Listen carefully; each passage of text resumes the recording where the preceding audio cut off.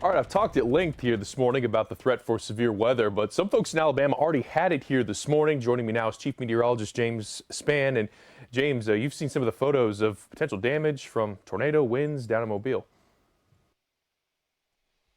Yeah, pretty rough ride, Evan, early this morning down in Mobile and Baldwin counties. A line of storms producing strong winds. This is what the radar looked like around 3:30 as the line came through, and there was some very significant damage to this Family Dollar store down in Mobile, and you can see this is very significant structural damage. This happened at the Family Dollar store that is located on South Broad Street in Mobile. We've heard of no injuries, and obviously the store was not open at that hour, and that might have been a small spin-up tornado.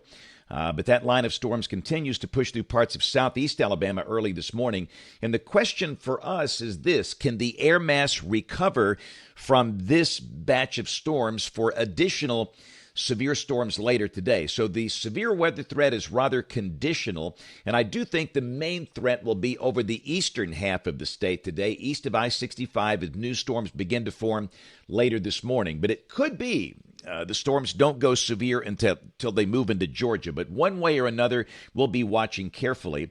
And I have to mention that this is a pretty famous tornado date in history for Birmingham. On this date in 1967, we had an F2 tornado coming through the western side of Birmingham, right down Lom Avenue, hit the big GES store near Rickwood Field. A lot of damage around the fairgrounds. One person was killed, over 24 injured on this date in 1967. That tornado lifted just before moving into downtown Birmingham. But that's a reminder that May is still considered tornado season here in the state. But the good news, once we get past May, we just don't have that many tornadoes in summertime. The issue then shifts over to the hurricane season. Evan, back to you.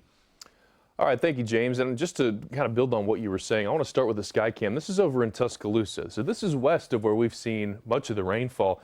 And there's a really, really decent cloud deck. Now, these are lower stratus clouds, but it's going to take some time for these clouds to mix out. And for us to return back to an unstable environment is going to take some time here this morning. One of the things we've talked about before, clouds on a severe weather day, staying overcast is one of the best signs you can have.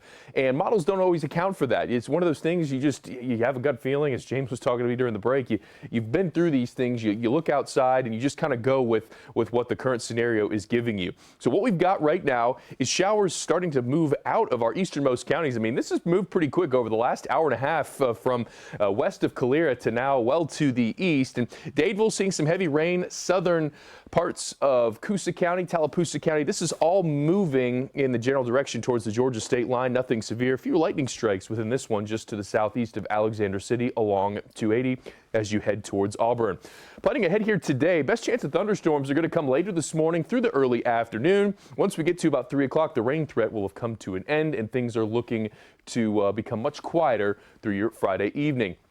I want to walk you through our potential future view. Now, once again, this is assuming that we can get that instability as that cold front moves through.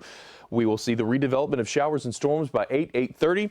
As this progresses to the east, conditions become more and more favorable as this line moves closer to the Alabama-Georgia state line. And our biggest threats with this would be gusty winds, some hail, and an isolated tornado, again, if the atmosphere can destabilize, if that makes sense, and support severe storms through late morning into early afternoon. By 12 o'clock, just a few scattered thunderstorms left before we can sound the all clear into mid-afternoon, and those clouds may very well stick around through the late afternoon and early evening as that moisture wraps around that surface low. So not all-in-all clarity after this moves on through here. As far as the timing goes, here we go, 8 to 11 for our central and western counties, 9 a.m. to 1 p.m. This will probably be the widest area, and that's why I put the emphasis on 10 o'clock till 2 o'clock, because it's going to take some time for these storms to get severe. They don't just pop up and hit severe limits. It's going to take some time for those to get stronger as they head towards the Georgia state line and then move out of here by early to middle afternoon. All right, 10-day forecast, things you like, you don't like. Maybe you like the cooler mornings. Your air won't run all night, maybe save a few bucks there. But on the flip side, we'll be back close to 90 degrees by early next week, so I guess everything does even out. After today, our rain chances remain slim through next Thursday.